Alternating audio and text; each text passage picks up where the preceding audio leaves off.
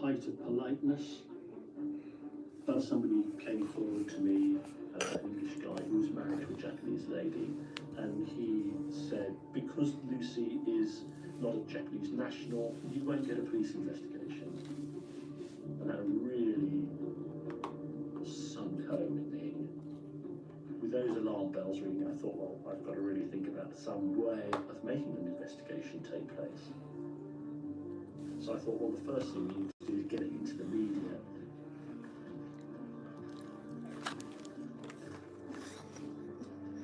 I came away from the police yesterday afternoon with the impression that they are following all lines of investigation. They are taking a broader view and looking at all possibilities at this stage.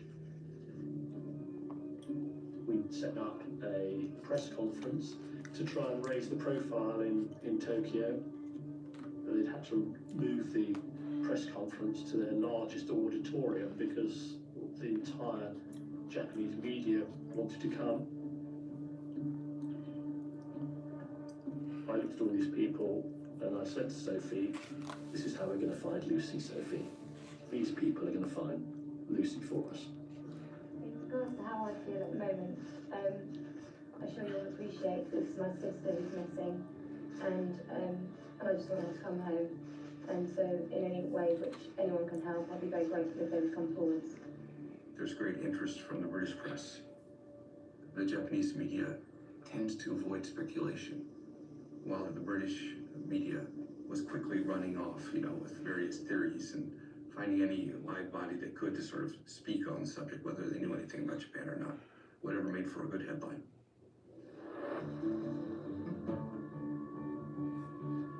Well, we heard that Lucy was alive, and I was told she'd been put on a ship to Hong Kong. She was being trafficked for sex, that she'd been taken in by a cult. Lucy is a very sceptical young lady.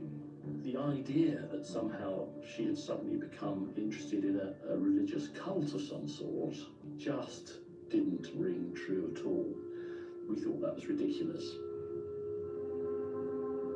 He brought so much attention on this case that the Japanese government and the Tokyo Metropolitan Police had to vote huge manpower to it. Usually in a missing persons case, you're going to have maybe 4 or 5 cops on it, but 100 people, that's not normal.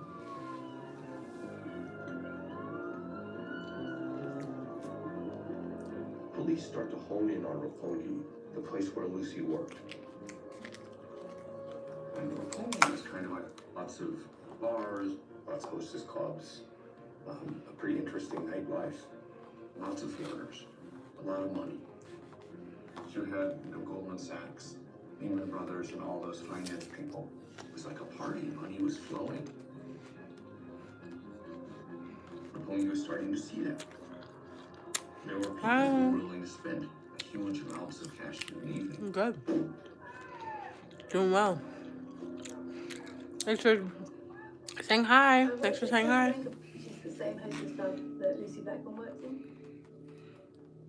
It was just a small, very unremarkable hostess club, really. Hostessing is very hard to explain. Watching some true crime.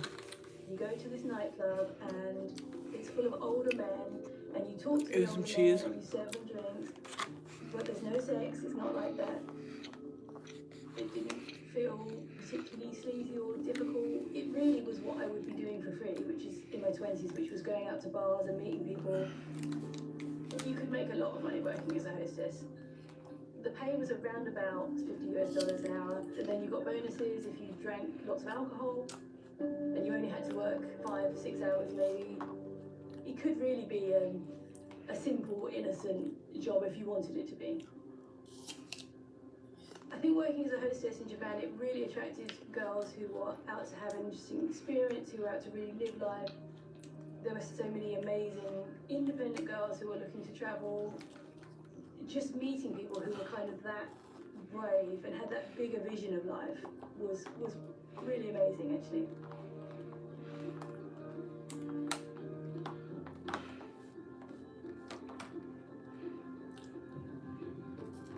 Dohan is probably the part of hostessing that's the most dodgy. So Dohan specifically means you have a dinner before you go to work, and then you take the customer Cree. with you into the club, and then in the Cree is club, my they name. pay the bonus for the dinner, and then they buy you drinks, and all these things are kind of added to Thank it. you.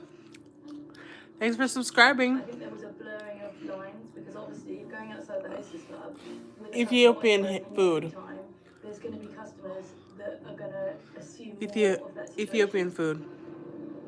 I felt definitely under pressure to bring in more customers or to have Dohan dates, Thanks. but I never felt personally, I never felt in danger at the clubs. I think maybe some of the things that were dangerous maybe happened outside the clubs.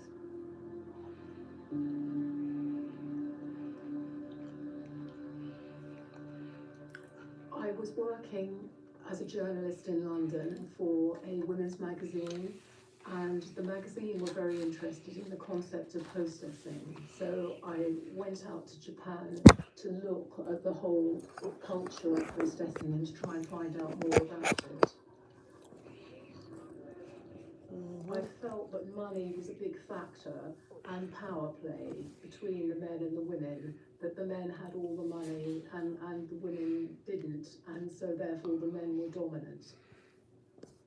So you could see sexual politics in play in the clubs as you watched. Hi.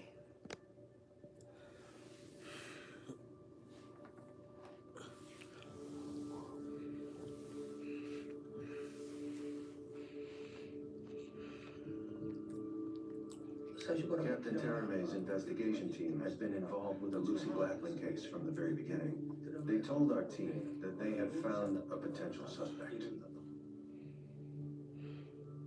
The suspect was a Japanese man who frequented hostess clubs in the Roppongi district, like Casablanca. We had been ordered to find the suspect, then to bring them into custody and see if they were involved with the case. We had to proceed with caution, because if the suspect figured out we were onto him, he might kill Lucy to cover his tracks. We approached his car before he went to work and asked if he would come in voluntarily for questioning. He agreed to come with us willingly, so we brought him to the nearest police station so we could sit him down and ask him our questions. The suspect had an alibi, which we were able to corroborate. I'm good. Once just the hanging alibi out. checked out, it was clear to us that this suspect could not I always have any food on my person mind. kidnapped Lucy, Always. which unfortunately meant we had to go Right back now, to the drawing board. I'm actually eating some fruit and grapes and some cheese and some apples. But there's some Ethiopian food there that I did have a long time ago. It's really good.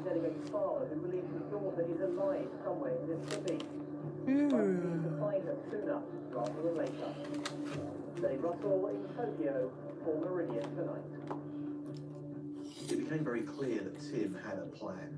If you stop pushing the story out, the media will find something else to look at, and then suddenly the focus is off Lucy. So he had to bring the focus back onto Lucy as soon as possible. A little bit of that. Out on the street, putting posters up, he wanted to get those posters on the TV, and everyone would know the face. Tim and the police in Japan had a clash of cultures.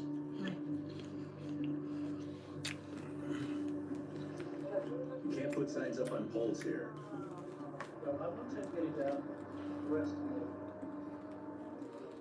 Lucy needed to be found. And any parent would be trying to make the absolute best thing happen to try and sort the problem out. I wasn't going to be shrugged off or boxed up.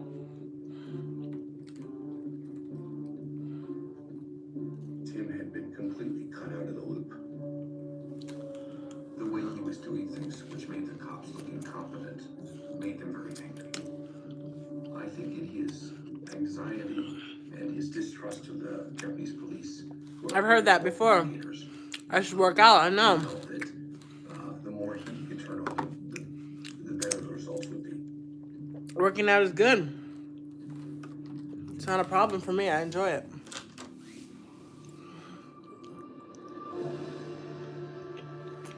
I Jeez. realised it was going to be the G7, and I knew Tony Blair would be travelling out there, and I knew that there was a huge media interest in the UK. So we took advantage of that situation.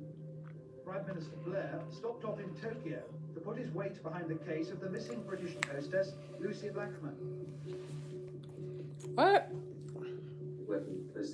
I'm trying to watch this show. I'm not loving it, I'm going to be honest. They know about the case to come forward and give us some leads that we can follow.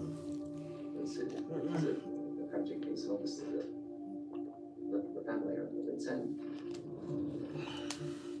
The Japanese Prime Minister made a guarantee. The Japanese police Yeah. will apprehend the suspect. It was easy for him to say that. Oh my goodness, That it's so... didn't mean It's, that it was easy for us to do. And the pressure of his statements and the situation began to I think I'm going to change this because I don't know. It's hard for me to follow this right now. Tell him you love me. What does this mean? The man and I had debated on several occasions whether we wanted to say anything to Daisy and John about the change in our relationship. We knew we were going to tell them eventually. So, this one's more interesting. This person is in a relationship with someone who is nonverbal. I'm gonna see about this.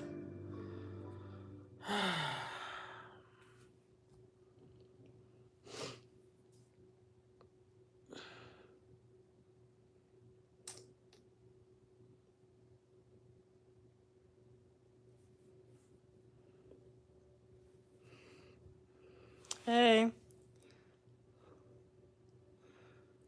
Going is your name? Lizzie? Hi. The food? Don't it look good? In the beginning when I was That was first good food. moving It was there, so good. I felt want some like more I of was it. in Wonderland. I'm finna try to watch Down the this show. rabbit hole in this strange place that Trying doesn't follow any rules that I'm used Get to my or anything streaming like up, that. my streaming bag. You know what I'm saying? People need. We gotta play the rent. I went to my hairstylist. And I just gave a big sigh and I said, okay, you're going to be my first experience with experimenting with how much I say or don't say about where I've been the past couple of years and where I've been as I was in prison.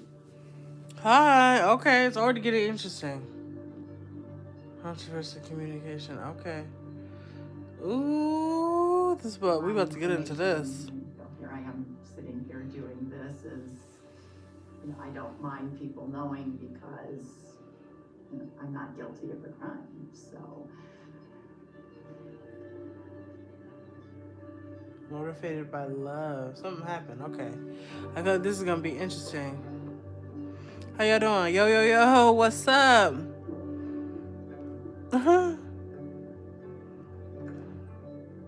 Ain't nothing going on but the rent. I heard it. Trying to get them ducats so we can pay the rent. You know what I mean? So we can live. So we don't have to be on the streets. Okay? What's up? How y'all doing? You gotta have a job if you want to be with me. Listen. You know? This is gonna be interesting because this man is nonverbal.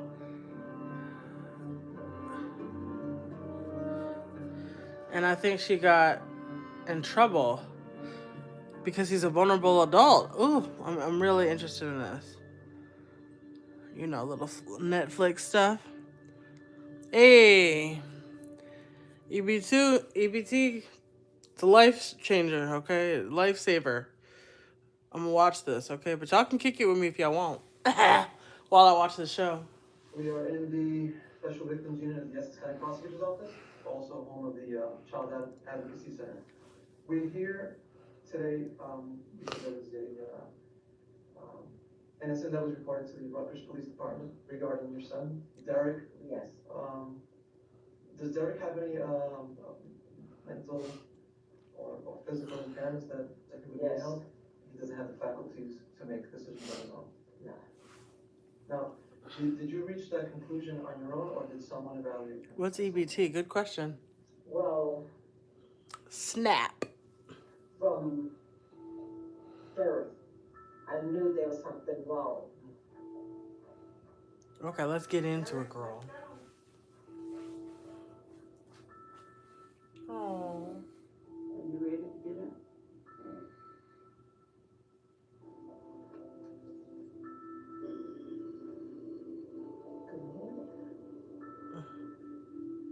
Come on. Come on.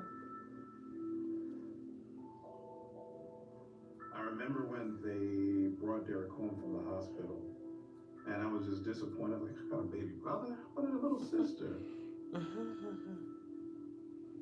And then when they brought him in the house and I saw him, it was like an instant connection. Everything was fine.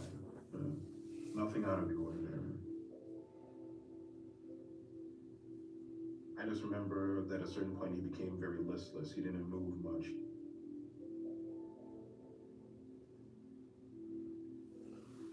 He wouldn't wake up. You know, he slept all the time. He wasn't doing what he was supposed to do. Like, he wasn't sucking. He wasn't holding his bottle. And his head. I would ask the doctor, well, what's wrong with Derek? And he said, oh, you're comparing him to your oldest son.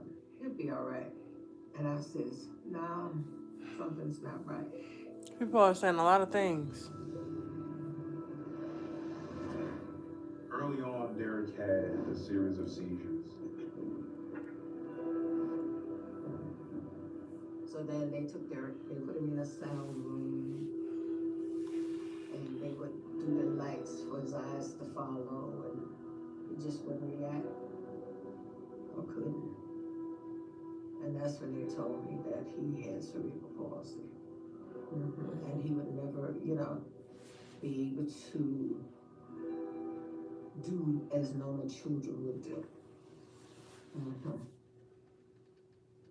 Derek visited a few psychologists. They deemed him, as the term they used, mentally retarded, nonverbal, with cerebral palsy. Then not knowing what the heck that meant, it just meant that Derek can't walk, Derek can't talk. Yes. It's all gone.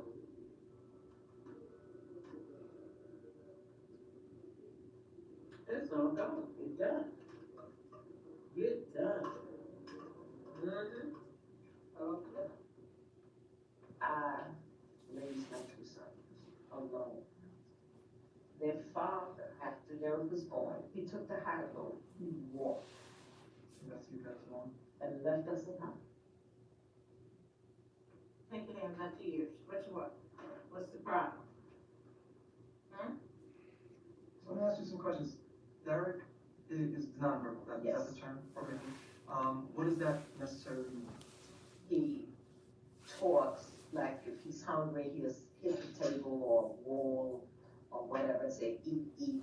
If he gets really excitable, then maybe he will mumble the word ma or John, but he more or less communicate with his eyes or his hands. You know the routine. You want to finish? What's that? You sign at me?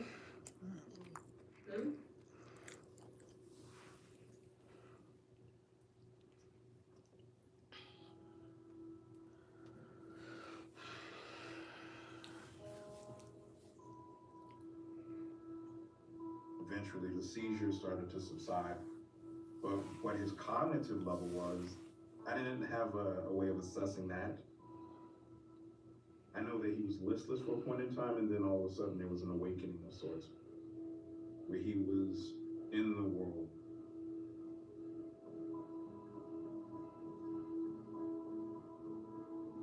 we would lock eyes, like there was recognition there. I just began to see Derek, you know, develop his own personality and kind of come into his own. Oh, they were inseparable.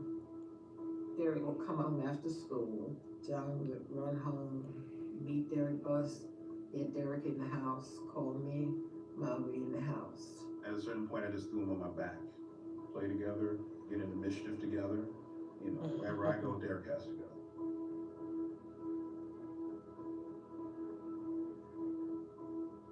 Derek's a character. You know, he loves to give hugs. He just loves to smile a lot. You know, you know when he's happy. He used to do, we called it the Stevie Wonder dance. You know, when Stevie Wonder's playing on the piano and really feeling the music, and his head would sway side to side. And so Derek would do that from time to time too, especially in church when he's like really feeling the music.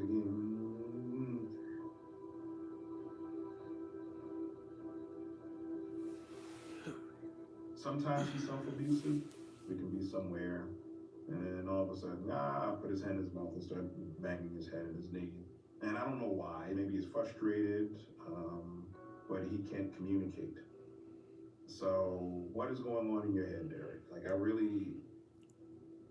to me, that was the great mystery.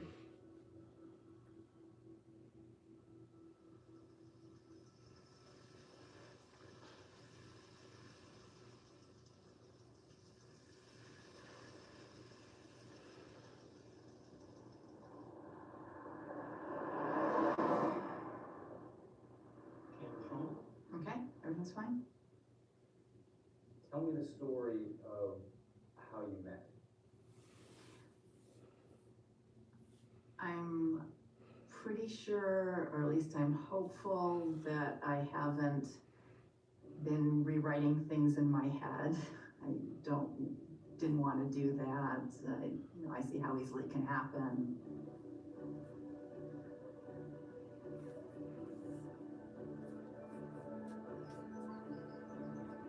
Our next speaker is Anna Stubblefield, the director of the philosophy department at Rutgers. Thanks, David. How's this one? That's better. Okay. I was teaching in the American Studies doctoral program at Rutgers Newark. Race, class, gender and sexual orientation, and disability are inextricably intertwined, such that none of these concepts would exist as it does without the others. And John was one of my students. When I was doing my PhD at Rutgers, Oh, his brother John. Anna Stubblefield was a philosopher of race and also had a class about disability studies. Alongside theorizing about disability and ethics, I also provide support to people labeled with developmental disabilities. I work with people who cannot communicate vocally to provide them with access to alternative forms of verbal expression and to literacy. You know, while I grew up with a disabled brother, I was not familiar with disability studies, and I think as an instructor, she was great. And as a scholar, she was great as well. Mm-hmm.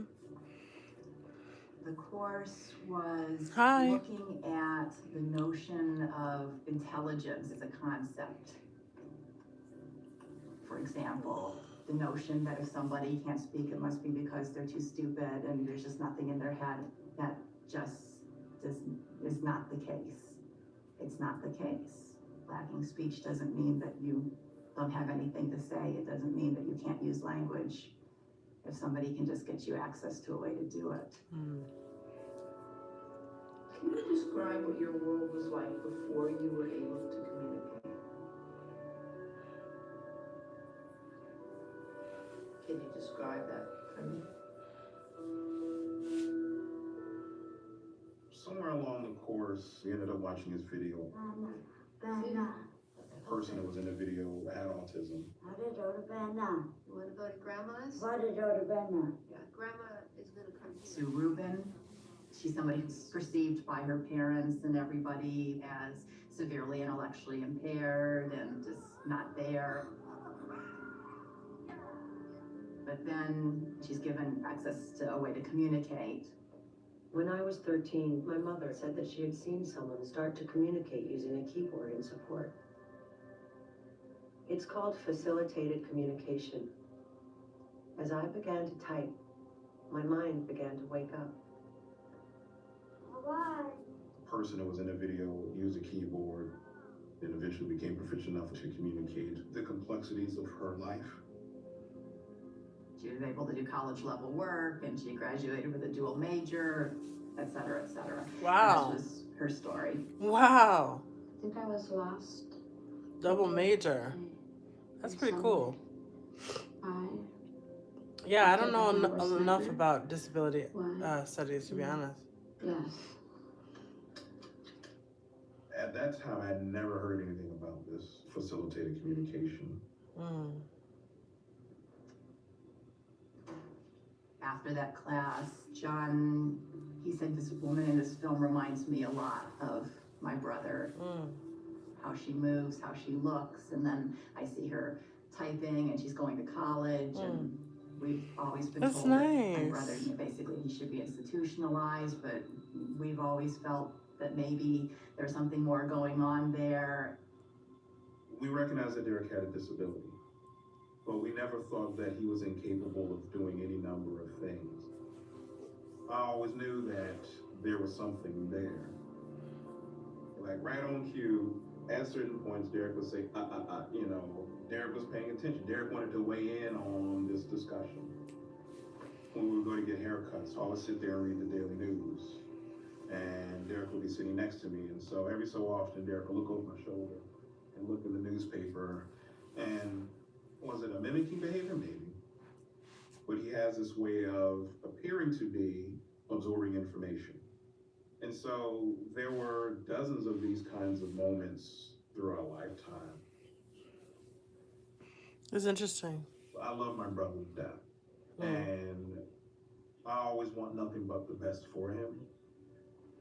And so I asked her, I'd love to hear more about facilitated communication. Who can I talk to? I told them the nearest place on the East Coast where there's support for facilitated communication is Syracuse University, but it's going to be too expensive. So I said to John, if you wanted, I could at least just kind of do some initial stuff, kind of see if it's working.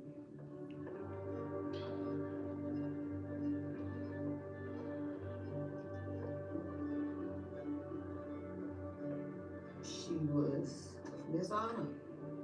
You know, she could do great things. She was gonna move mountains, and I accepted her at her word.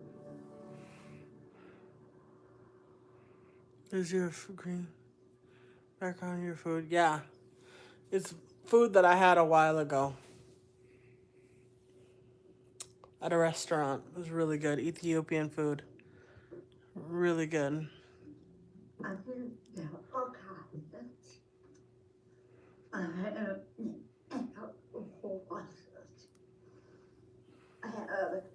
Special class in the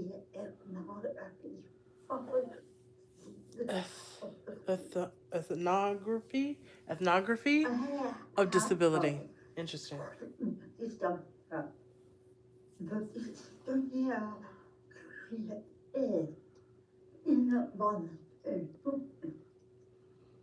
At times, I almost couldn't walk. However, the most difficult thing is my childhood speech. It's always you can in and out.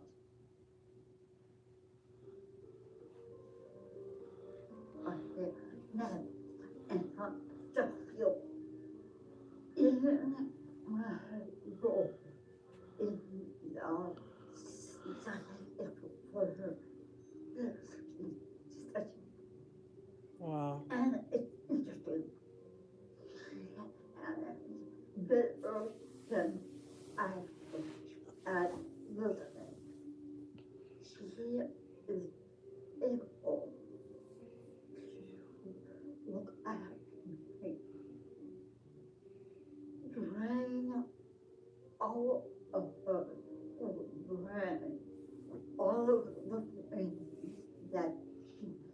that I said, and y'all listen to what I do. And it was so stunning. And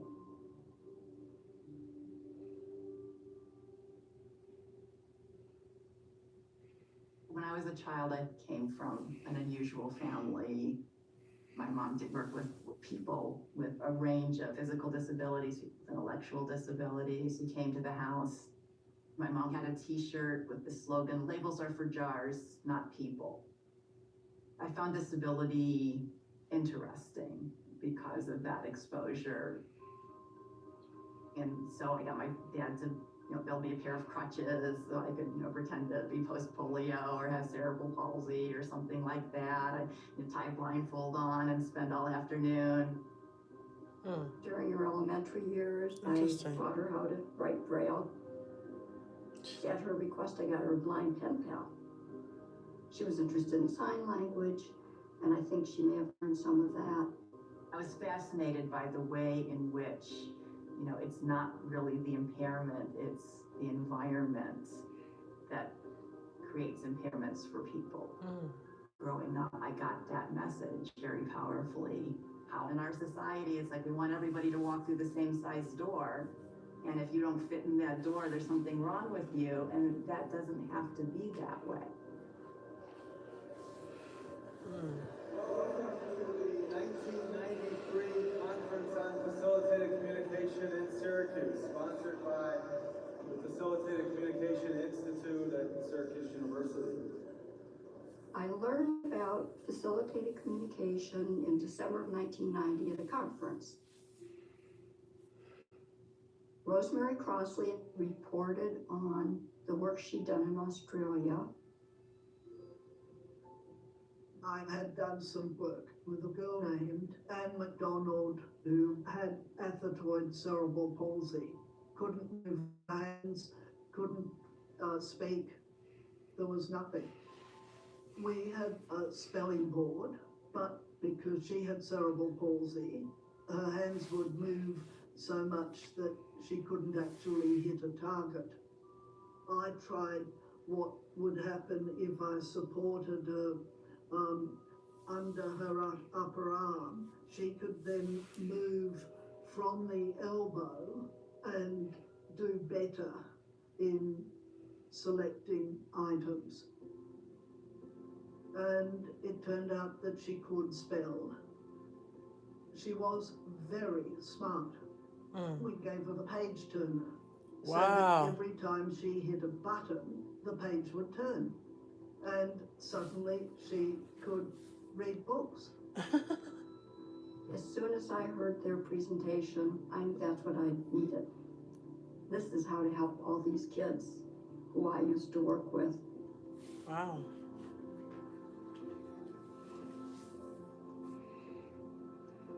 My mother's one of the first people in the country who started doing training workshops and facilitated communication. When she came back and started using it, she was videotaping everybody, and I ended up being the one who ran the camera. So I was there when she first started using it. I was part of that moment.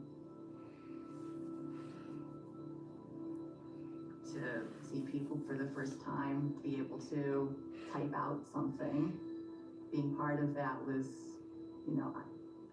was amazing. We find that once we open this world for the kids, they are social now, they are appropriate, they do have language, they do understand. I couldn't believe what I was seeing. Charisse has typed 120 poems, 9 short stories.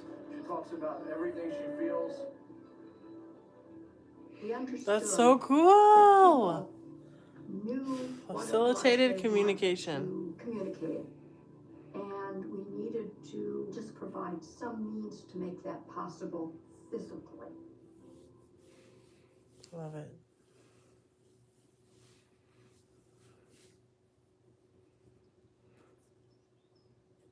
When I met Derek, I'd been told he had cerebral palsy, and that was all. He walks, he needs to hold on to somebody's arm, have a little support. He can focus his gaze, but his eyes kind of go off, his head turns. If you're not used to that, we see that as signs of lack of intelligence. I've seen enough people like that in my life to know that that's simply not true, so I don't register things that way. So I had just cut out some pictures from magazines or drawn some pictures. John and Daisy were in the room watching, and I said to Derek, you know, I'm gonna ask you some questions, and I'm not asking them because I don't think you're smart enough or anything. I just want to see what happens when you try to point to something. So I watched, and he would kind of start moving his arm. It would go a little ways, and then he had this kind of muscle jerk reaction, which turned out to be very typical.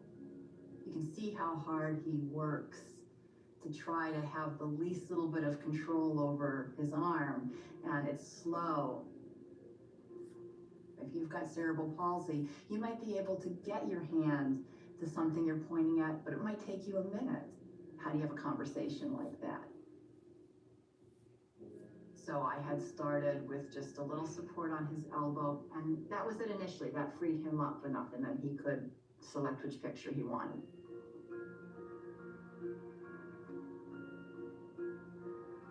So far so good. Then I said, now what I want to do is see where you're at with literacy. So I had cards that just have letters on them, kind of like doing boggles. So you have A, B, C, and T. You can spell cat, you can spell bat. And when I asked him to spell as many words as he could using these 4 letters, he made a very good showing with that. But it's one thing to reach your whole hand toward a very large target. It's an entirely different thing to get one finger pushing a key. So I had this small, very lightweight portable keyboard with a small LED display called the Neo. I ended up where I was keeping his fingers folded down so that his index finger was isolated. Subscribe. And the first thing I asked him to do was point to the letter H, the letter T, and he started making mistakes. So he mixed up the A and the H, and he mixed up the T and the F, and the U and the V. What I realized was that the alphabetical order or letter board that I'd set up were all lowercase letters, and on the Neo is capital letters, and so the difference between the A and the H was one little line across the top of the A, that sort of thing. When he was making those mistakes, I just said, no, you're wrong. You know, I asked for the A, hit the H, here's the A here, and then I went through some other letters, and then I would go back. He didn't make the same mistake twice. So he was a really fast You learner. feel weak? Tell him once, Aw. he's got it. It was like the porch lights went on, and I was like, wow, she's doing it. And I felt very excited about it. She said, don't forget, you're traveling with him. You're taking him places. And when you're taking him, he's reading the signs. And you know, tell me what my sons can do. I was elated. I mean, I always knew that there was something there. And so, in a way, somewhat confirmed what I already knew. In the school that he attended, the Essex County Day Training Program, they had this remarkable things with him.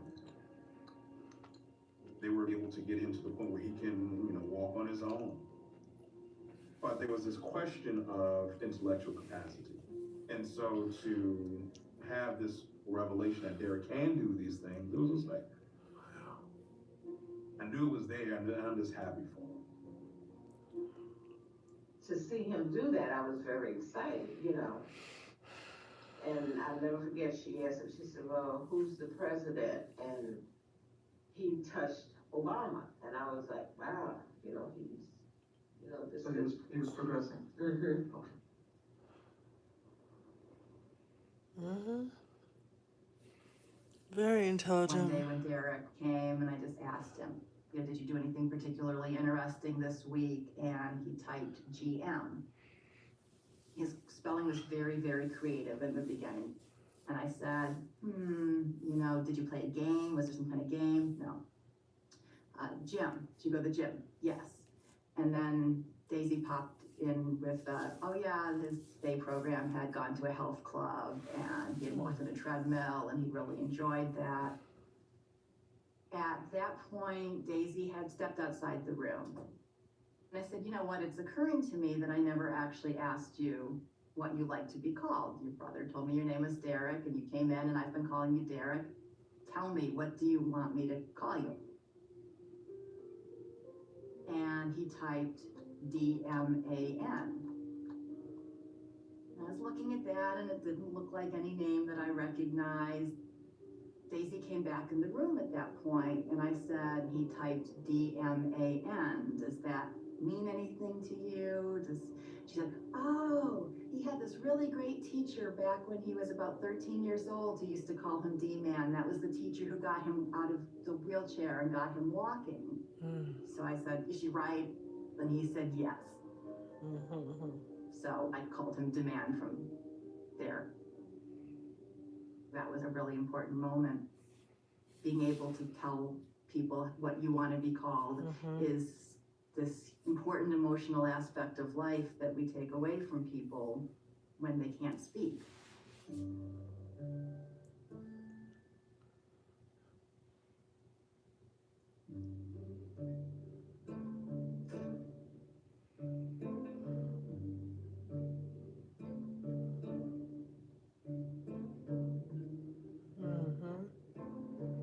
Demand and I saw each other several hours a week. And over the course of the year, as he speeded up, as his spelling got a little better, it went from a couple word answers to 5-word answers to a whole sentence to a couple sentences. Wow. So by the end of a year, we could really have a decent conversation. And he could then be more expressive and more detailed about what he had to say. And that was real progress. Clever. That's huge. Thanks.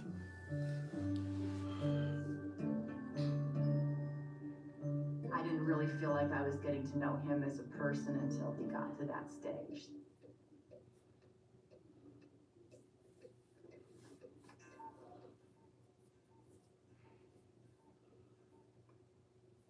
Somewhat early on, I started seeing Derek had the intellectual capacity to do high-level work and to put sentences together and do all these different things. I was like, whoa, this is great. She told us because Derek was hanging around you all for so long and listened to your conversations, and you went to movies and you would watch TV, and so he's absorbing all these things, and so that's how he built his body of knowledge. And without, going through a peer-reviewed assessment of those assertions, I was like, okay, I buy that, cool.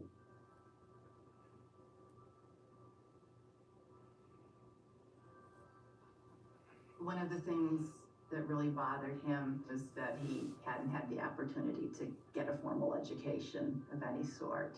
His brother was getting a doctoral degree, so he had watched his brother and the whole process, and he really, really, really wanted to have that also.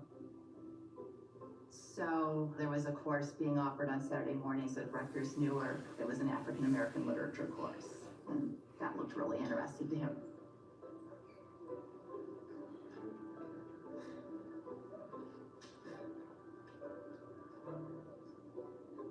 I guess the idea was for Derek to go to a class, possibly write papers, or at least be able to show the work that may put him in line to then go on and pursue a BA. Wow. I was getting towards the end of my PhD program, and so, this kind of thing, Black scholar, my baby brother was say it was going to be could be a Black scholar. I felt great. Yeah, it's exciting. I sat in the class with him and provided communication support for class. Wow.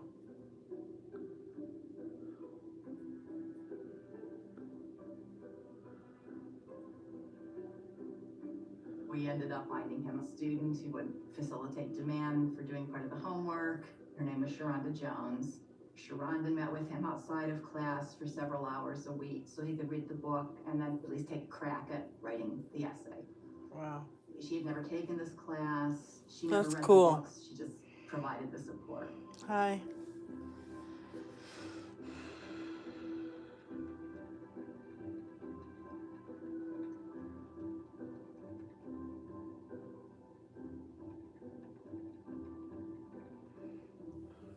He wasn't doing 400 level writing, but he was correctly identifying characters and plot elements. He clearly had read the book and understood the book.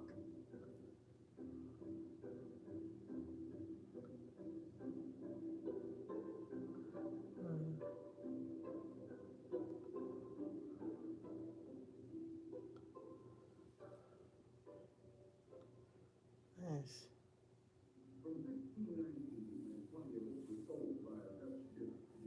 One day in class, the professor started it out by showing a film on the entire African diaspora.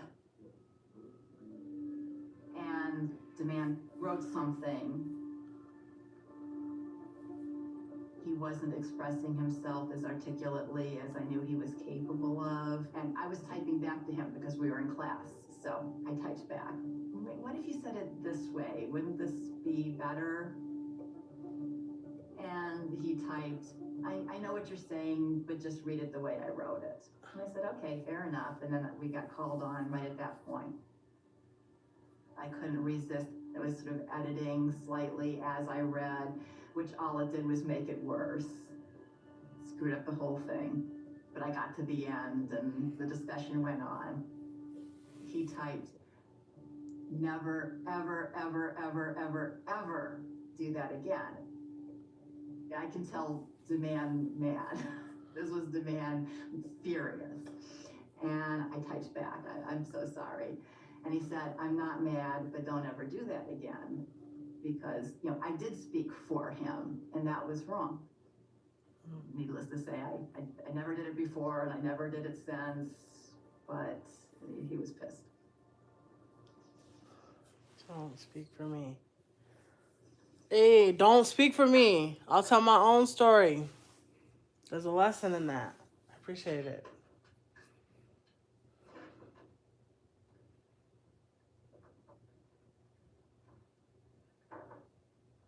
Part of the purpose of my education has been to embrace self-knowledge and to try to teach my students to use self and to define space and time to show who you are. It takes me 3 times as long to say something.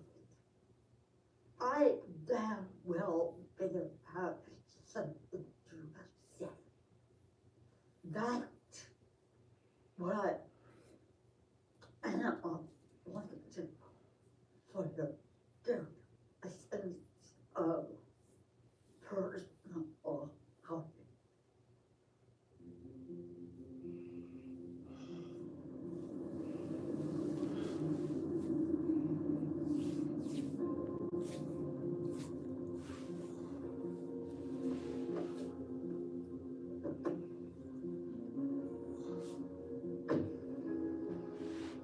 About a year after Demand started typing, my mother was organizing this panel with other FC users for the Society for Disability Studies conference, and she asked if he wanted to be part of the panel.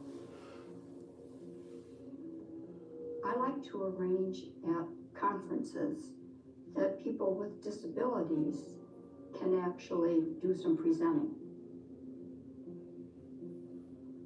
What I had noticed was that in terms of the FC community, Derek was the only African American. I saw this as a very white space, and in a way, Derek was a path breaker, a trailblazer, the Jackie Robinson of FC. The panel was on the right to communication clause in the UN Convention on Disability Rights. But I said to him, don't worry about the official topic of the panel, just write something about the right to communicate or what it means to you to be able to communicate. He wanted to be able to refer to some of the literature. I was getting books for him. Steven Pinker, his neurologist, has written about language being very hardwired. I got him some Piaget.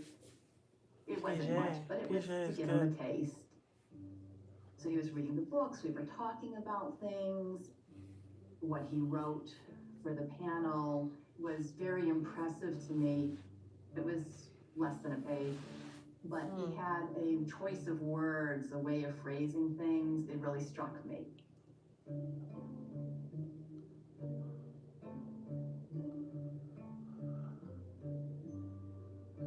I just became more and more aware that this was a man who was very insightful and very thoughtful.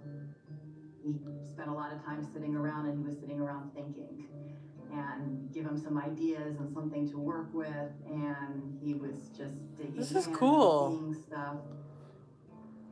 Like, that is what I mean, that's what I like in my friends. That's honestly what I like in men. You know, I'm the kind of nerdy intellectual girl who wants a nerdy intellectual guy. She fell in love with this man. You find you really enjoy talking to them, and you know, you share taste, but you also disagree on things, but you learn from it. I mean, we were just having those kinds of experiences. But, you know, I was married. My marriage wasn't terrific, but I wasn't in any way thinking about going outside the relationship. I wasn't shopping around. It was nothing like that. At the time, if you'd asked me, you know, how do you feel about a man? It's, you know, he's my friend.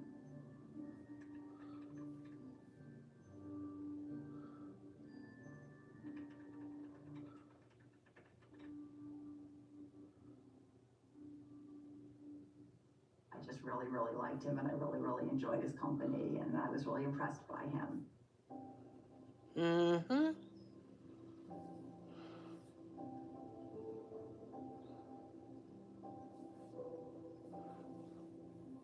She had a whole man.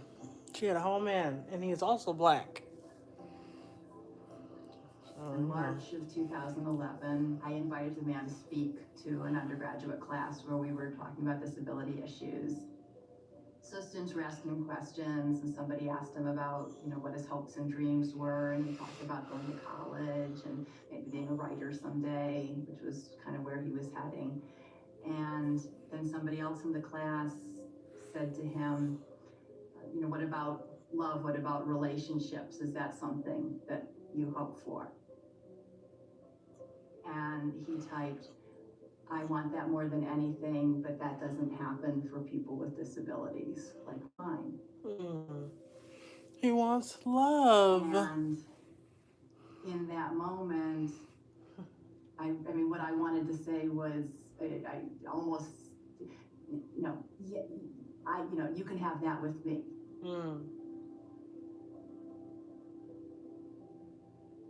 Wow. She was like, I'm the one. I started thinking about, okay, well, wow, if this is the way I'm feeling, okay, I've got to think about this, and I still didn't want to say anything to him. It's like, well, okay, I've got to figure this out. I mean, I had my husband and my kids. Okay, I'm in love with the man. I realize this now, but I'm not going to say anything. I have to sort all of this out. It was awkward. Then I saw him about a week later, and I found myself saying that I help the other people that I do facilitated communication with, because I believe so strongly that everyone has a right to communication. And that I said, I do what I do for you because I love you. And he typed, I know, I love you too. And I said, I know. He asked me to kiss him, and I did. And then he said, kiss me again, and I did. And he said, so now what?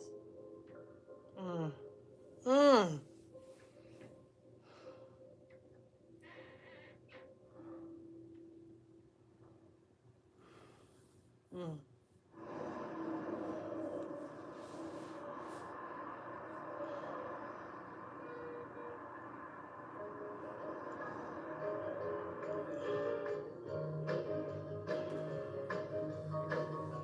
things went along, Derek started going on the speaking circuit, I guess, going to these conferences and all, and there started to be some tension. They were driving to this event in a suburban Trenton somewhere, and my mom was playing gospel music, and Lana goes and turns the station and puts on classical music.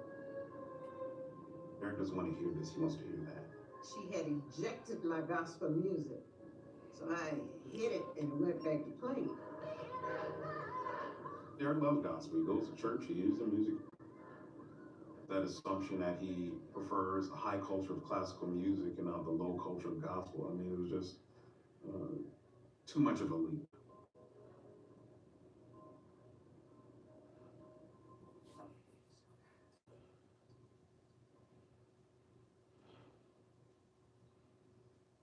There were different things that one day, when we broke for lunch, I was cutting up his chicken, and she rolled over to the table and said, "What are you doing giving him meat? He's a vegetarian." I said, "Nobody sent me any freaking memo."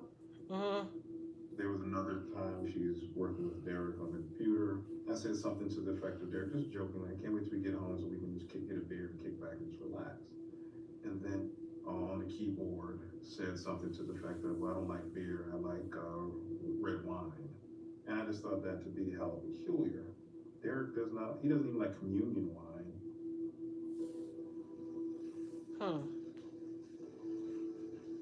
If you're in a giving care frame of mind, you don't see the person you're supporting as somebody who's in a position to make their own decisions, who has their own ideas about how they want things done.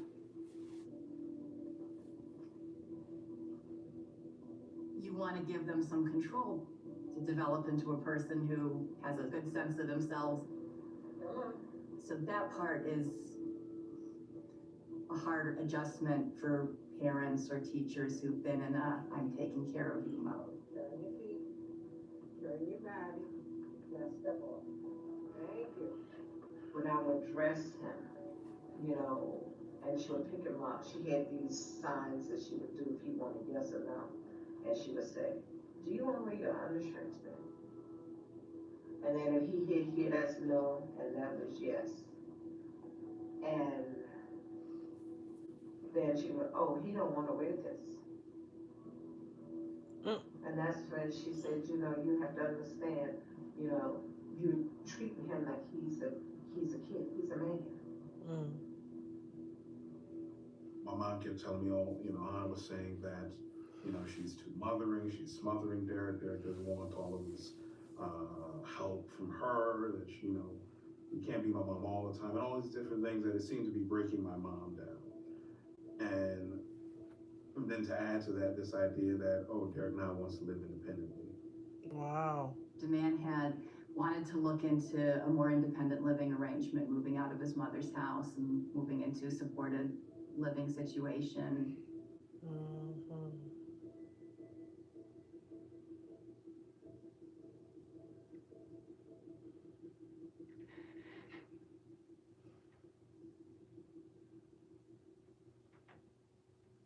There was an organization that was able to provide supervised housing for Derek. Derek would have individuals looking out for him 24 hours a day. He would take classes, he would get his degree. As my mom was telling me this, I thought, where's this money going to come from for this? Because it's not going to be free. And I just kind of saw that as, all right, you're getting a little too personal here. Now you're looking into Derek's support, and I just wasn't comfortable with that. I said, "Anna, if he's gonna move in a place, he's gonna move in the basement where John lived before John got on his own. Derek is not going anywhere. You need to cut the apron strings." I said, "How am I gonna cut my apron strings when Derek cannot walk, talk, or do anything on his own?" See, that's where you're wrong. Derek can do it. You're opening up a whole new world for him.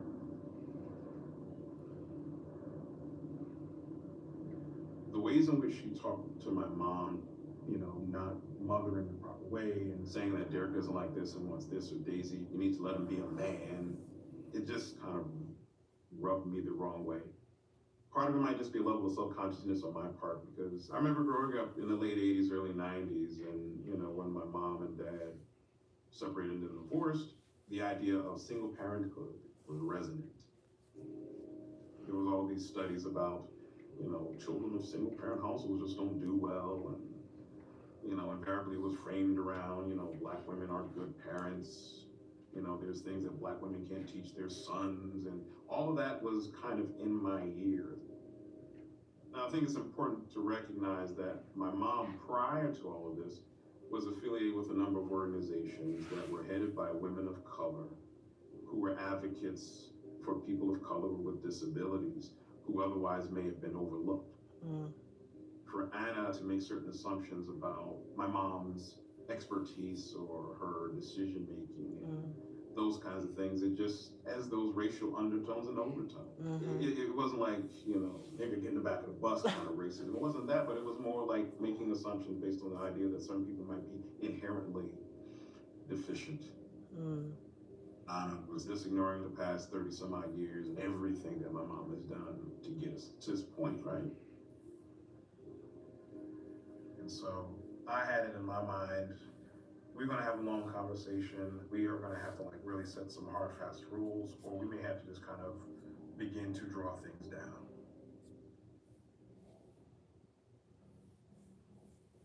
DeMann and I had debated on several occasions whether we wanted to say anything to Daisy and John about the change in our relationship. We knew we were going to tell them eventually, so it was more just we were enjoying that kind of initial beginning of a romance when it's very private and it's very intimate and it's just the two of you, and it changes when you start sharing with family. But we had started figuring out ways that we could, you know, try to spend time together.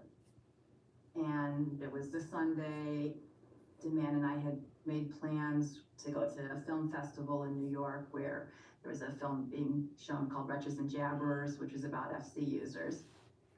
Daisy wanted to go to church that morning, and in thinking about locations and stuff for eventual romantic rendezvous, we definitely You're didn't hungry, huh? want to use, Good morning. you know, his mother's house. But, you know, here we are at the house and she's not there, and it's difficult for him to kiss. So we wanted to practice. Like anything else, it was a physical challenge for him. I could tell that, you know, he's very tense, and every time he tried to sit back, he would kind of pop up again, and I said, like, talk to me, you know, obviously this is not working for you, what's going on? And he typed, I really, really love being with you, and I want to be doing this, but I'm just really overwhelmed right now, I need a minute. And I said, you know, fine, take all the time you need, of course. So he scooted himself down the hallway, and I got a glass of water. I was just giving him some time. And I said to him, look, you know, you're the one where this is all a brand new thing for you. You've got to call the shots. You've got to, you know, I don't want to do anything that makes you uncomfortable. I don't want to push anything faster. I don't know what's going to work for your body and what isn't. So you tell me. I was figuring at that point that like the moment had passed and that was all right. And he typed, may I touch your breasts? And I was like, wow, okay, I didn't know where that was, you know, that wasn't what I was expecting. Okay. And then he typed, take your shirt off all the way. I said, okay. So I did that. And then he said, take the rest of your clothes off. And what?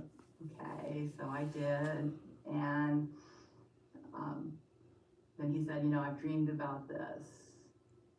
It seemed to me that what he was doing was taking control of the situation. He was like really ordering me around, and but that was kind of cool because I wasn't necessarily anticipating that element of the relationship. He said, "I long to hold you the way that men do." I said to him, "Look, I feel held."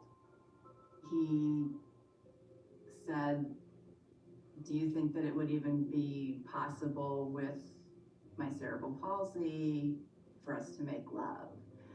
And I said, "I have no idea, but there's only one way to find out." Oh, find out.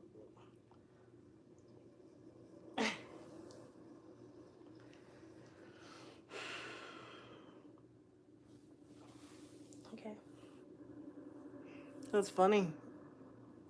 We had this meeting scheduled for Memorial Day for Demand to talk to Daisy and John about the independent living counselor. And Demand brought up, or I brought up, I don't even remember, should we also use this opportunity Hey, to Richard. tell them about the change in our relationship. But I said to him, look, if Daisy and John did get upset about this and chose to separate us, technically that's a violation of your rights, but it would be very hard to challenge them on that. He said to me, they would never do that to me. They love me too much. We all sit down, and there just seemed to be this awkwardness about it. We're not talking about business, let's talk business. But she looked at Derek and said, "Do you want me to tell them?" And so, tell us what? And she grabs Derek's hand, and on the keyboard comes up, "We are in love." So he typed, Anna and I are in love, and we have a physical relationship. And John said something about, use protection, and Demand said yes, and she said yes. We have made love. And I was like, what? Yes, we made love. He's a man in every sense of the word. Oh, okay. His mom was like, whoa. What I did, I sat Whoa. on my hands. And I said, you did what? Ooh, now it's about to start. All this stuff, the drama. They asked me about where things were at with my husband, and, I told them I really did want to be with Demand permanently to marry him, that I hadn't talked to my husband yet, but that I was going to very soon. And there was a moment as part of the conversation where he asked me to kiss him. I found that a little awkward, like I didn't really want to in that moment, just but he insisted, so I did. I tried to be civil. John had gone somewhere, and I think he went down and threw up. I was shocked. I didn't really know what to make of it at the time, but I felt myself getting so angry and rage-filled that I left. I went downstairs, I paced the floor a bunch of times, I looked at the cracks in the wall. I remember I had to let my anger subside. I said goodbye to Demand, and Daisy was there, and she came and gave me a big hug and said, we'll get through this, we'll figure this out. I was heading out the door and just saying goodbye to Demand. I said to him, good call, love, it was a good choice to tell them. And then I left, and I was feeling fine.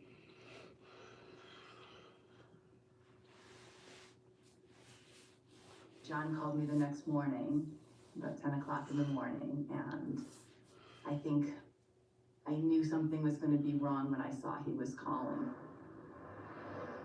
He said, Daisy and I don't want you to see Demand until you and she and I have a chance to sit down and talk.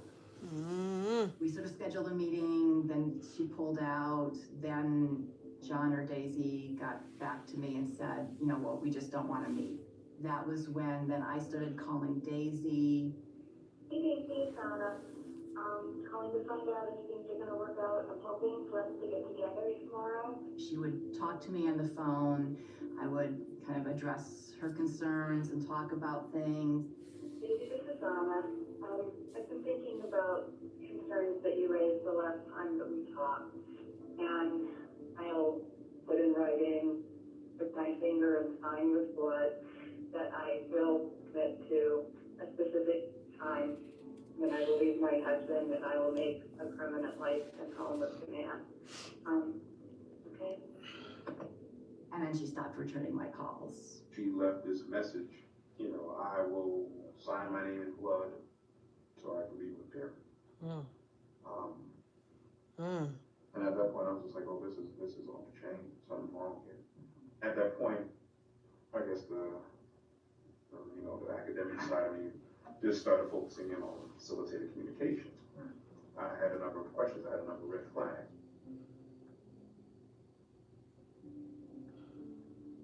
One of the things that happened with the facilitated communication was that part of the sessions were for us, Mom and I, to also practice with them. And so I would be there with them, and a sentence will come out. All right, John, you try. And so I would try to, and I would get nothing. Eventually he would apply pressure. I may get 2 words, but it wouldn't make sense. And then when Mom would try, nothing would happen. See all these marks on my arm? That was Derek's facilitating. He would grab me and pull my hand. Take my hand away from his. The coaching from Anna was, you have to keep trying, you have to keep practicing, you have to anticipate what he's going to say.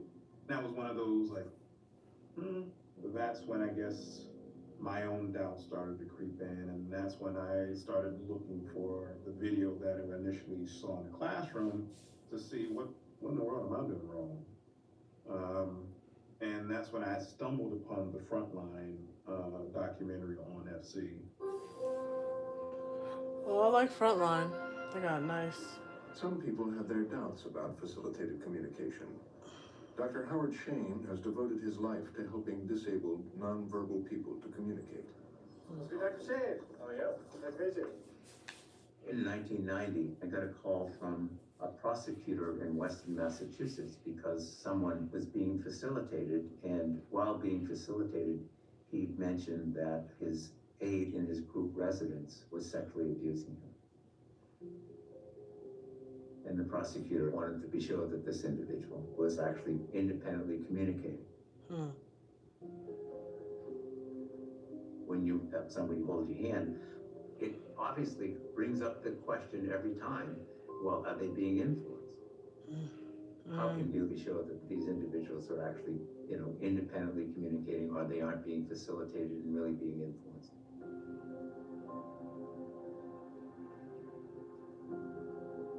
I went on to design a protocol that would enable me to determine who was authoring the message. Okay, folks, what I'm going to be doing now... Shane had devised a double-blind test like this. He showed both a series of pictures and asked them to type what they saw. Betsy, I'm sure you're looking at When both Betsy and her facilitator saw a picture of a key, the letters K-E-Y were typed. But Shane wanted to discover what happened if each saw a different picture. Okay. When Betsy saw a cup, she didn't type cup, she typed hat, what the facilitator saw. I'll take a look at this one. Okay.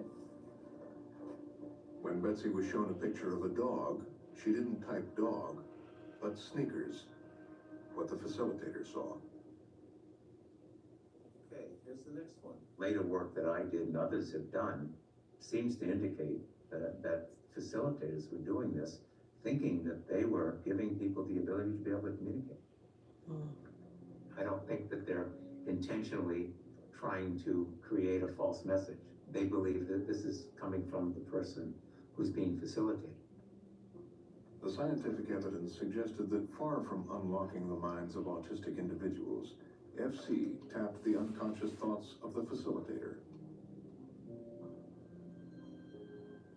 I just remember thinking at the time, Derek was writing those papers. What I found interesting in hindsight is that a lot of it revolved around this idea of, you know, now I have a voice, now I can speak and talk, and whereas I was trapped, now I have this freedom. And a lot of it revolved around things that just, in my estimation, were not about Derek. And so to me, it was just like, this whole FC thing is bogus. I never got any vibe off of John or Daisy that they didn't 100% believe that what Demand said was Demand's words. I had been careful in the beginning to make sure that I wasn't influencing him, but there were so many situations that he was telling me information I didn't know, and in the beginning I was checking it to make sure that I wasn't influencing, and the fact that we had arguments and disagreements and so on and so forth. I mean, he very clearly had his own mind. He more than proved himself. The homework assignments that Demand had typed with Sharonda, and she hadn't read the books. I mean, had John come and talked to me, I had all of this proof that I could have shared with him to reassure him. I have seen something. Yeah, it's like just maybe be near them, but not. I can't say it is universally applicable, but who can? For instance,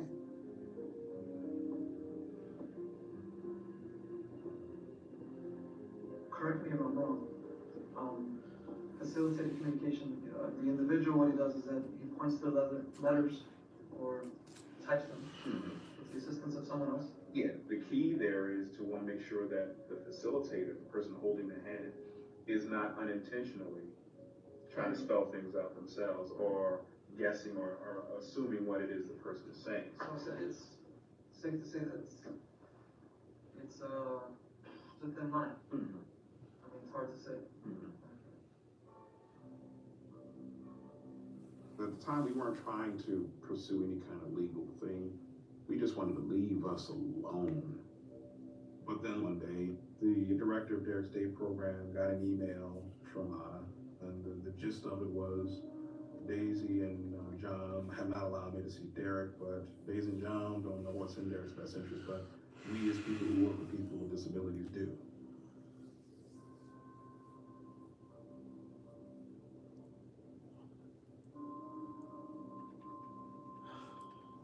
And at that point, I saw, you know what, if she's going to go to these lengths to try to get to Derek behind our back, there's no telling what she may do. And I need to take steps necessary to put an end to this. And so I made an appointment to meet with the dean. I remember going into her office, and I started to tell her what was going on. She kind of froze, was like, took a deep breath, and was somewhat in disbelief. I don't think I had taken the opportunity to kind of let myself release this emotion. I was just sat in that office, and I don't think I ever cried in front of a white woman before, but I just broke down. And she basically said to me in so many words, John, make sure you get a lawyer. Whoa. Hello? Hi, thanks for subscribing. Hi, how you doing? Appreciate it. I want to talk to you about Derek. There's been some things that's been bothering me about all this conversation. I got a phone call one day from Daisy, and she said, he has not been acting himself, and I think he misses you. Sure, tell him. She said, you know, he's been biting his hand a lot more, he's really unhappy. So she said, I'm just trying to understand what happened between the two of you. He's been louding his hands and doing all sorts of things. So, you know, I need to know how many times you all made love out really, because I'm thinking about what's really going on with Derek and how he To me, it sounded like, oh, maybe this is an opening, you know, maybe they're seeing he's unhappy and they're reconsidering. And so I was happy to answer her questions. In terms of actually making love, there were 2 Sundays that we were able to be together like that. So what did you do? What, I mean, please clear this up in my head for me. So, I mean, my office has enough floor space, and I brought in an exercise mat and a beach towel, and we were able to make things work. You know, again, that feels kind of weird to talk about with your lover's mother, but Seriously. you know, whatever. If it kept the conversation going and if she was listening. He's the most important person in my life. I'm the most important person in his life. We're so happy when we're together. I'm lucky if I get through 20 minutes of any day without thinking about him. If I did things like bite my hands, I'd be biting my hands right now too. I found out later that that phone call had been set up by the police and they had coached her on what to say and it was being recorded. The date is August 22nd, 2011. This is regarding Special Victims Unit case number S11-0141. The target of the investigation is a one Marjorie Ann Stubblefield. The consenting party is a one Daisy P. Johnson. The crimes investigated are crimes of the sexual assault nature.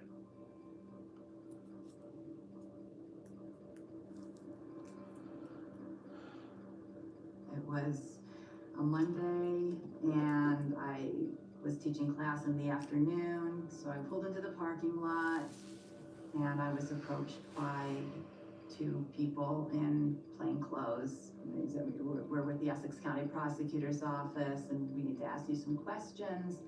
And the only thing I could think of was something about a student. You know, I'm wondering what's going on. And then they said, do you know somebody named Derek Johnson? I was like, dang. Okay, you know, and that was, or it's starting to penetrate that. What's going on? Hey. Wow, okay, this is. I'm watching this. It's very interesting. So then I had to make a decision on the spot about how much do I say? But I figured, you know what, I didn't do anything wrong. I talked to them for about 2 hours and I told them the whole story. You know, that we were in love and all of that stuff. I just didn't actually say the words, you know, we consummated the relationship. They drove me back to the parking lot at Rutgers and there was a person I didn't know who identified himself as a representative of the dean's office. He handed me a letter and the letter informed me that as of this moment I was suspended from my teaching duties at Rutgers. I was not allowed on campus.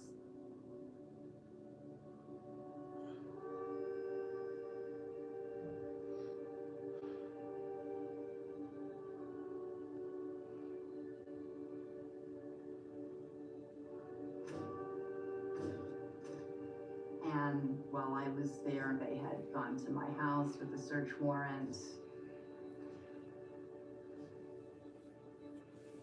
My now ex-husband was there, so he's found out that I'm under investigation.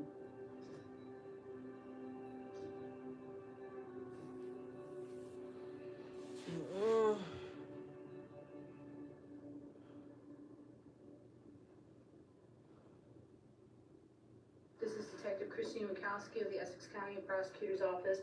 I am interviewing Ms. Sharonda Jones. Ms. Jones, did there ever come a time that you got involved with Anna Stubblefield? Yes. My professor suggested her because I work with children with mental and behavioral disorders. So she figured that it would probably be a good connection because she talked about working with facilitated communication. Can you tell me a little bit about the facilitated communication? What kind of process is that? It's pretty much me being an arm for the man. I would hold his arm up while he would type out whatever thoughts that he had on a communication board. He pretty much read the books. I didn't know any information about the book. I can't tell you what he read, and he typed out the information. One of my roommates was in the class with him, and they pretty much wrote some of the same things. To today we're conducting an interview with Ms. Karen Moore. What do you do at the I university? teach African American literature. And how do you know Ms. Stubblefield? Well, she wrote to me. He was not in my class last semester, so it must have been 2010. And when you say he, that's Derek Johnson? I only knew him as D-Man. I did not know that was his name.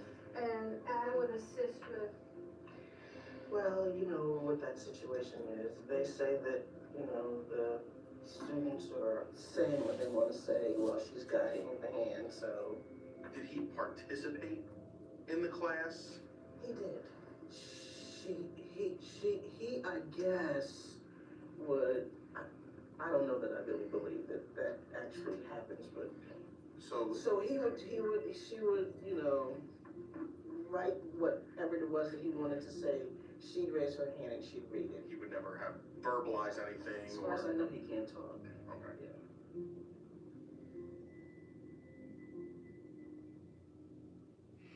Yeah. He would. Dang.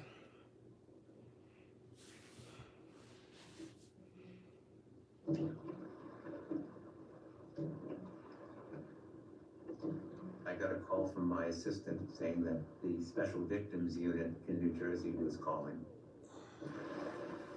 Asked me if I would be willing to provide some assistance as an expert.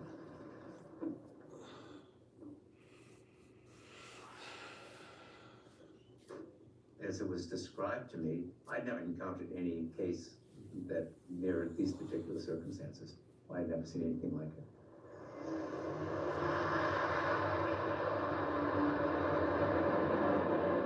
In this case, the question to me was, could you evaluate Derek to understand his best level of communication?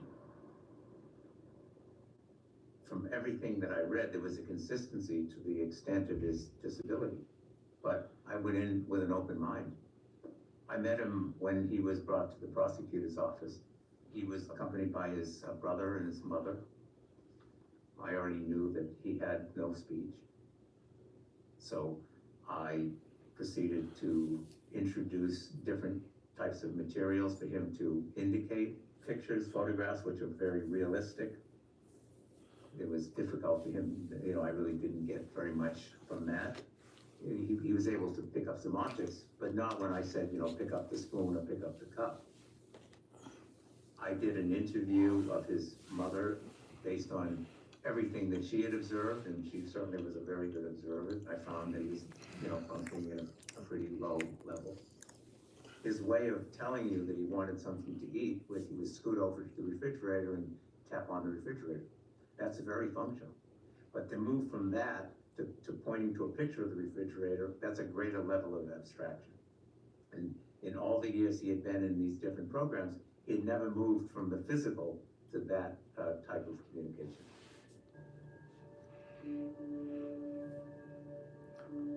I spent 2 or 3 hours with him.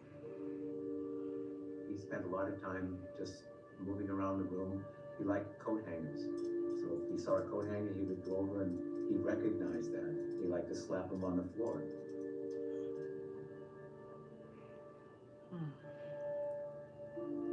So I just basically reported what I found.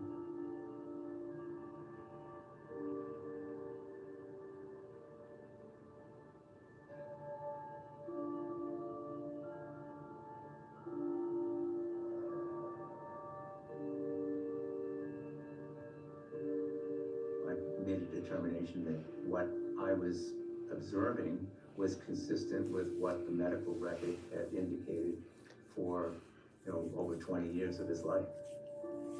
There was no one in the 20 years who saw some sparkling of, you know, something different.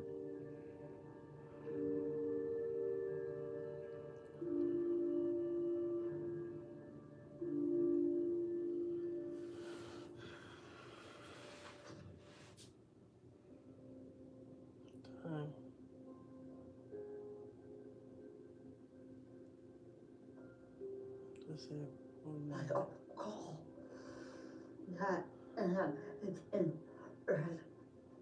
Wow. And what?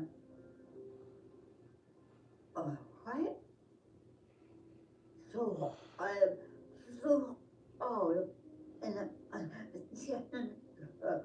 trial. It's This case is about everything. Communication, race, and about sex, and those friends and God money. On the personal level, it's about control, and it's about guilt.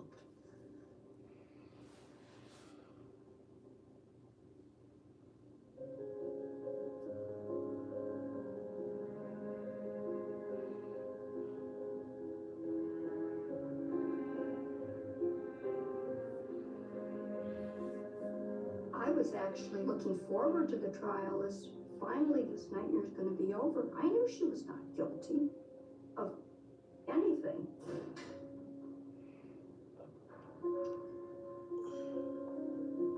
I'm not guilty of what they were accusing me of.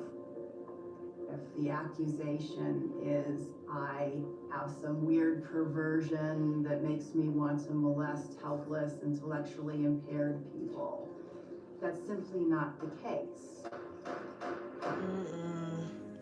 This whole thing is framed in terms of consent and his ability to consent because I'm the one who's accused of assault. It's all as if it was all coming from me, which is really not fair to him because he seduced me and he deserves some credit for that. Here's this guy who's so physically impaired and he got me to fall in love with him and with his words.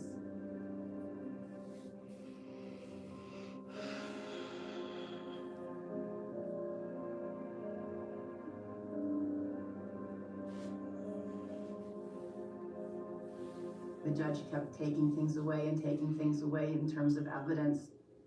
I knew that DeMann was the author of what he typed. I wasn't influencing him, but at the end of the day, I didn't have anything except my word for that.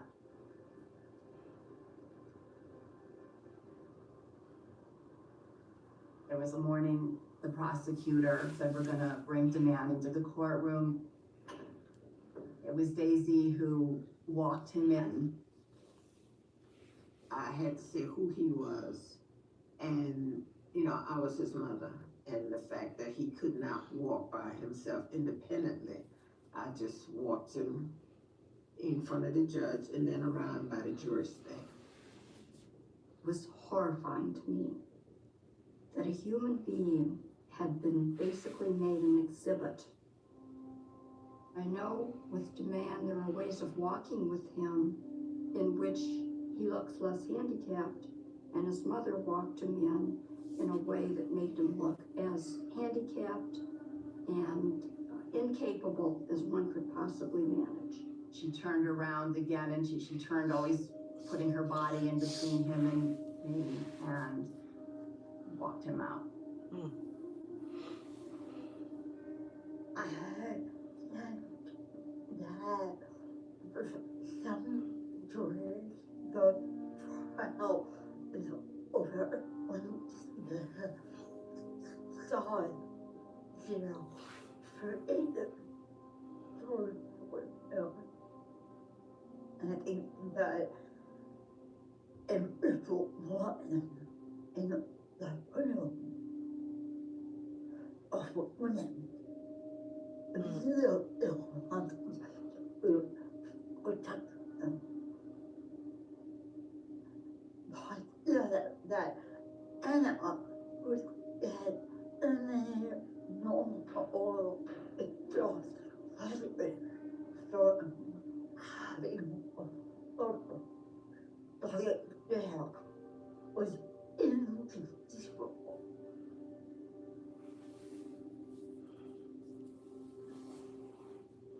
What we didn't have on the jury was anyone with significant physical disabilities or that understanding of a disability rights perspective on the whole case. At the end of the day, it was just be myself and tell my story, and hopefully the jury would see that guy over there is this wonderful, intelligent man who I was in love with.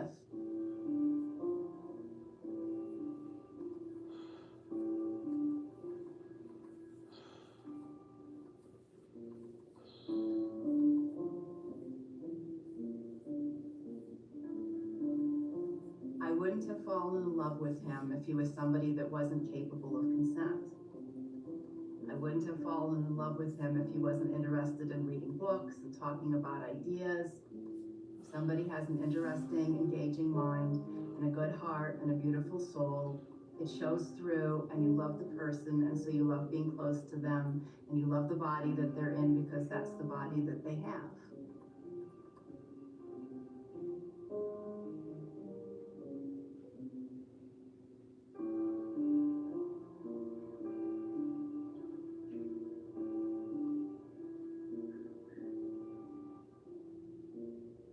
Was there any moment, either during your time with Derek or during the trial or now, where you had doubts about what might have occurred in the future? Never.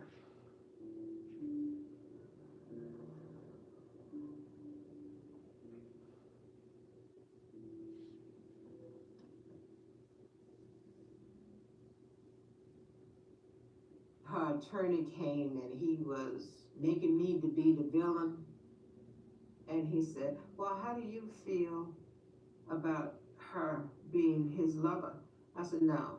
I said, she's not his lover. Okay. This whore done laid down, raped my son, and I had to compose myself because that's my son. Wow.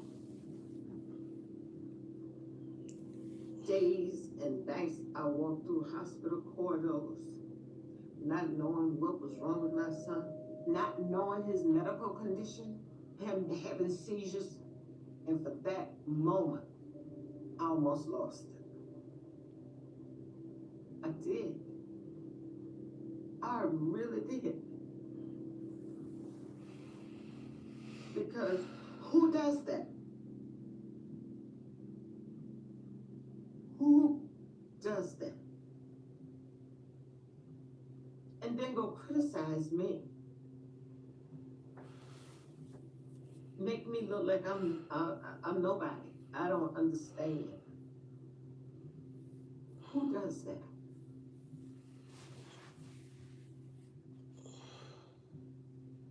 I don't think that Anna Stubblefield truly recognized how she devalued my brother and also devalued my family.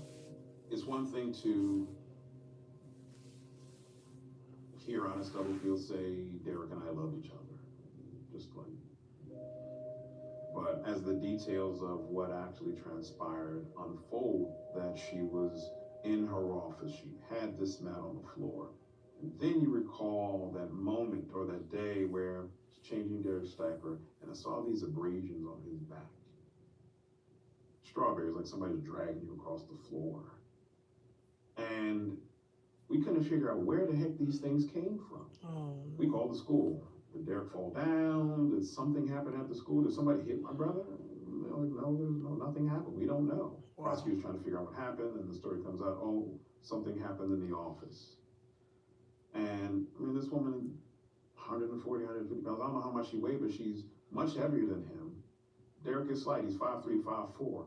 And she was exerting so much force on him that his back was being drug across this mat, and it was leaving scars.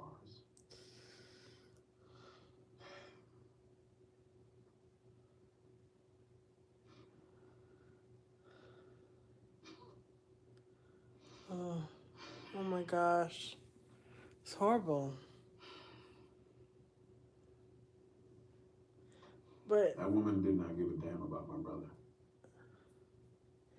At no point did he ever say anything. It's sad. This is a sad situation. I didn't think I was going to be convicted, but I wear contacts, and that morning when the jury came back, I did put my glasses in my purse. It was my one little concession to, if I ended up in prison, I needed my glasses. I think by the time the verdict actually came, I was expecting it. When the jury read the conviction, I started saying out loud to the judge, just, please let me take care of my daughter, just please let me take care of my daughter.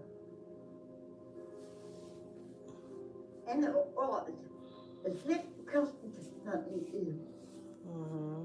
That her could she have seen her or better freedom. But I think whatever on in private, she absolutely said. Never doubted her. No, not for an instant.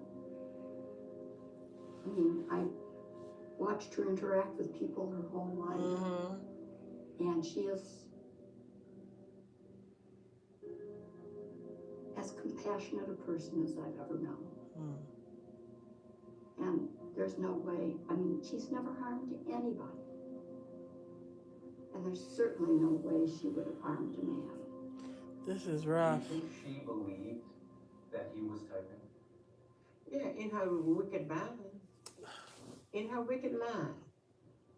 Her wicked mind. I mean, I wonder what... It's so hard because he can't say anything. He can't have any video interviews. It's sad. State versus Marjorie Anna Stubblefield, indictment number 13-1. This is rough. We are here today for the sentencing of Marjorie Anna Stubblefield. Is there anyone that would like to speak on behalf of the state? Yes, Your Honor. The victim's brother, John Johnson, would like to address the court. His mother would like to approach and stand with him while he addresses the court. That's fine. Good afternoon, Your Honor. 34 years ago, doctors said my brother would not live to see his 3rd birthday. Those doctors and the devil are liars. My brother since then has grown to become a loving person. He is a beautiful brother and he is a beautiful son. I don't think Anna understood the depth of pain she caused my family. She tried to lay claim to him and rename him. She tried to supplant Derek's life, a life steeped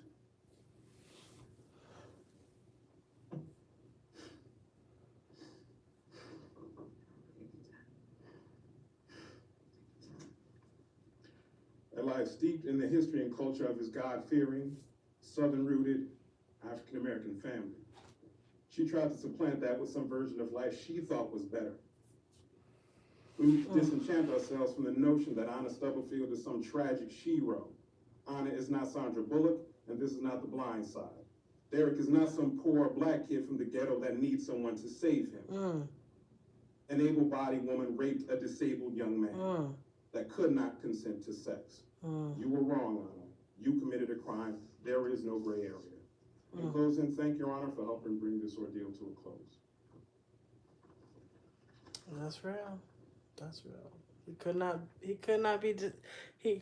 I have read consent. and received letters from the former husband of the defendant who wrote a very compelling impact statement. I believe that Anna is a pathological liar and narcissist.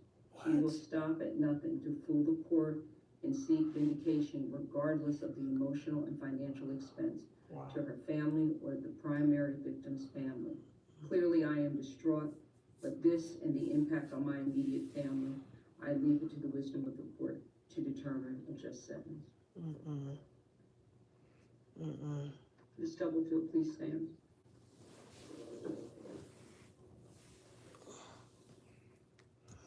As to count 1, first-degree aggravated sexual assault where the victim was physically helpless or mentally incapacitated, I sentence you to 12 years in New Jersey State Prison.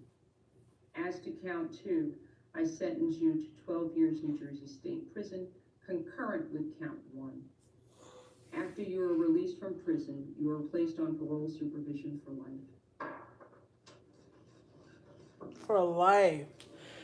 Whoo, this wild. It's wild. Cause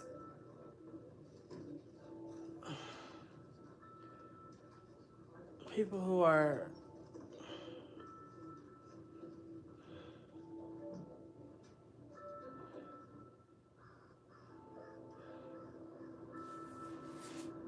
I never thought that she was a predator.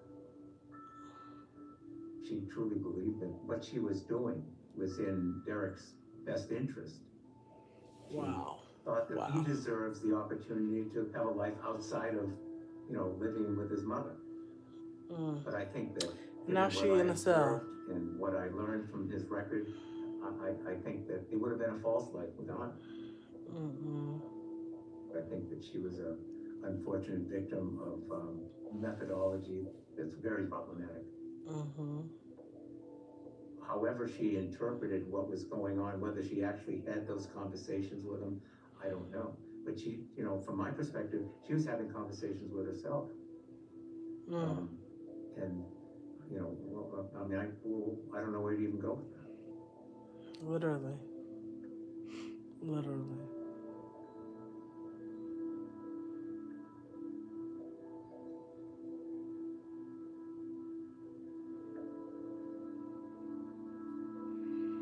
Rough.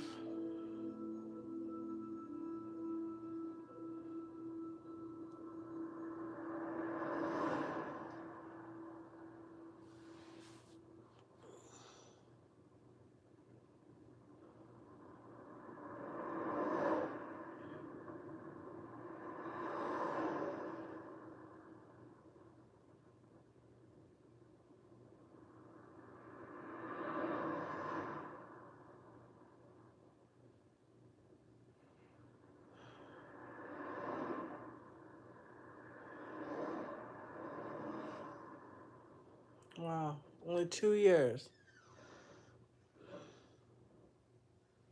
When I first came out of prison, I managed to pick up a waitressing job. And then there was some publicity around when I did the plea bargain and I was sentenced, and one of their customers complained, and so they let me go.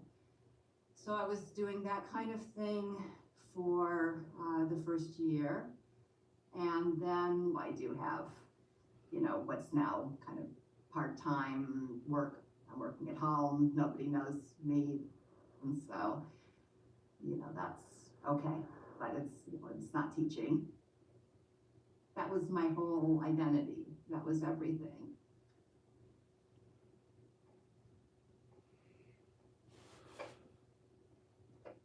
I don't know what Demand's life is like now. As far as his mother and brother, I think they had to really decide that he wasn't intelligent and he wasn't typing, and it was all a fraud and a hoax.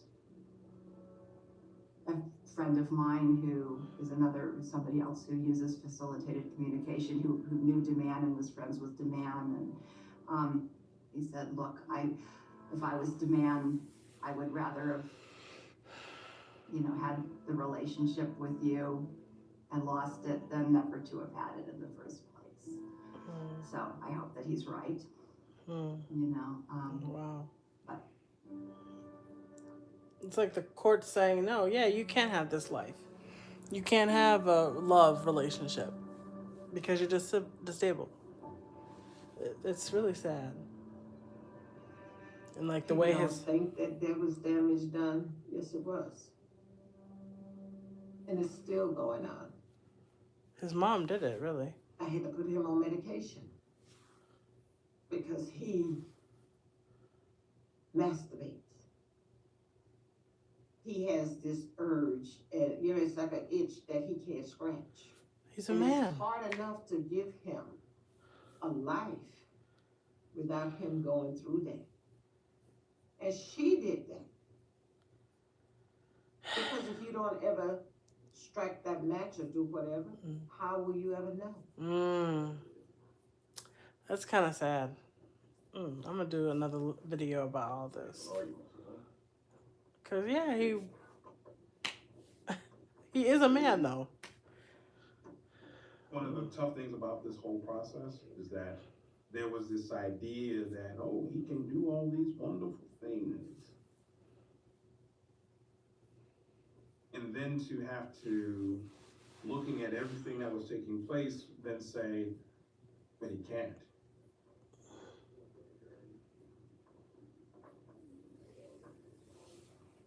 In a sense, I kind of felt as though I was diminishing his value. Yeah, Derek can't do that. It is. It's sad. Going through that process of having to recognize that, damn, yeah, he is really disabled. And that's fine. He can't do all the other things that other people can do, and that's perfectly fine because we're going to be all right regardless.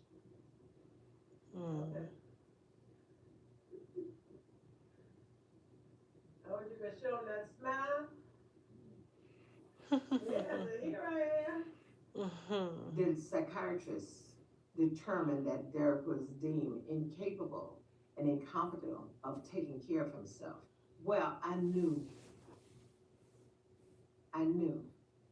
And knowing and accepting it and just embrace him, just love him for who he is.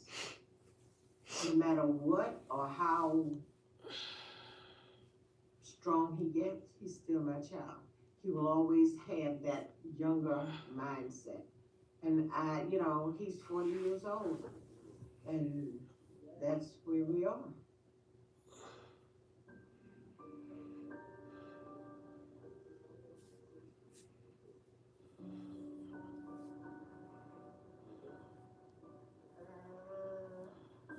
And I don't love him no less, and I don't love him no more.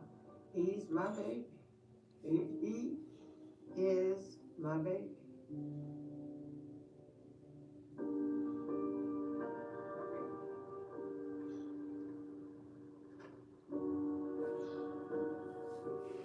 Wow.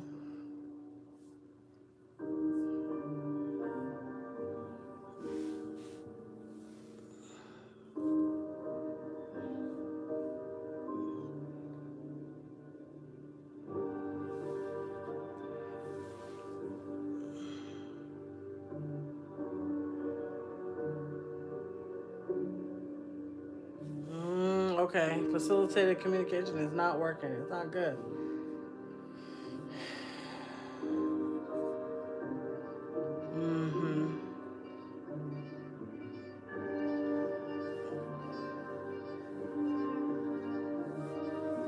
Wow.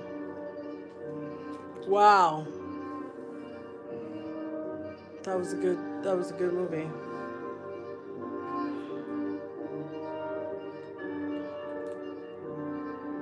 I love that because, I love learning about these kinds of things because you just don't know. How you doing? I'm probably going to get off of here, though. Thanks for being on here with me.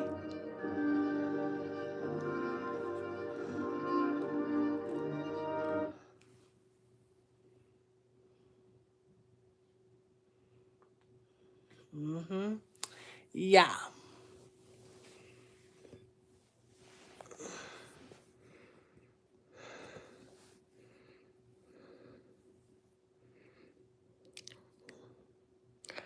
Bye. Bye.